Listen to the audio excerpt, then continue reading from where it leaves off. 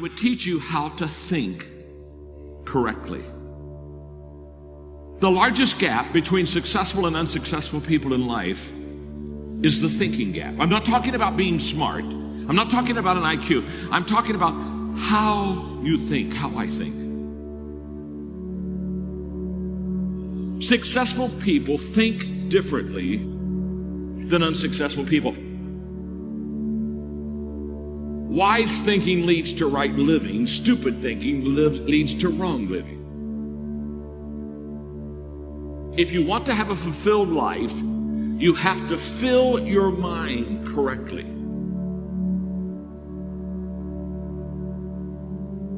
Right now, you need to focus on today. And what I realized so many leaders don't understand is that truly today matters.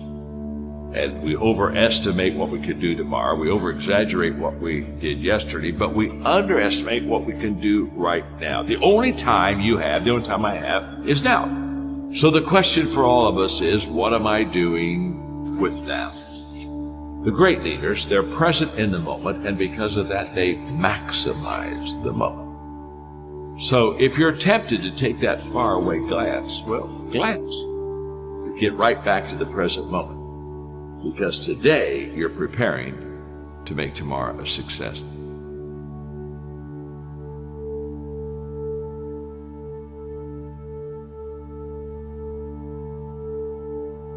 Well, we all want to be motivated, and yet so many times we fail to find the secret of motivation, and so let me give it to you quickly. Just do it. Motivation is not the cause of action. It's the byproduct of action. There's a lot of difference. If I think motivation is the cause of my action, then I'm going to wait to be motivated before I do something. But if I realize it's the byproduct of my action, then I'll start doing something. And then guess what? Motivation will come up and zap you, and all of a sudden you feel good and you're glad you're doing it. And you're saying, wow, this is truly wonderful. So let it be the byproduct of your life. Don't let it be the foundation for the actions that you take. Nothing comes to you until you commit yourself. Nothing comes to you if you're just going to try, but you're not committed. Nothing comes to you if you're just thinking about it. It's not until you take the action step. It's not until you take the direction do the things start to flow through you. But I'm saying don't cheat yourself out of the possibility of the potential that's on the other side of commitment. Stay with it long enough to find out if there's any fruit in it. You can do goal setting with a pencil, but you have to do goal getting with your legs. You got to take action. And it's the action that separates us. The greatest gap in this world is the gap between knowing and doing. Knowing is goal setting. Doing, now that's goal achievement. People that are knowledgeable about habits say that it takes 30 days for a habit to become a habit. Now, habits can be good and habits can be bad.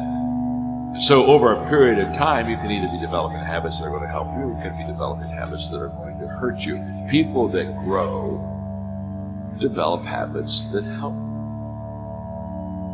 The great value of a good habit is you don't have to think about it. That's why it's a habit. In other words, once you begin to, over days and times and periods, begin to practice something that's good, after a while it becomes automatic to you. It becomes who you are. In fact, I always tell people, practice a good habit long enough to make it yours. And once it's yours, now it's automatic. Every day, you'll do what you should do. Often I have the expression that everything worthwhile is uphill. It's a fact. You've never heard someone talk about accidental achievements. You've never heard someone that got to the top of the mountain and somebody asked them, how did you get there? Kind of look confused and say, I have no idea. They know how they got there. The reason they know how they got there is because they had to walk all the way up the mountain. Nobody lifted them. There were no shortcuts. There's not an elevator. There's not an escalator.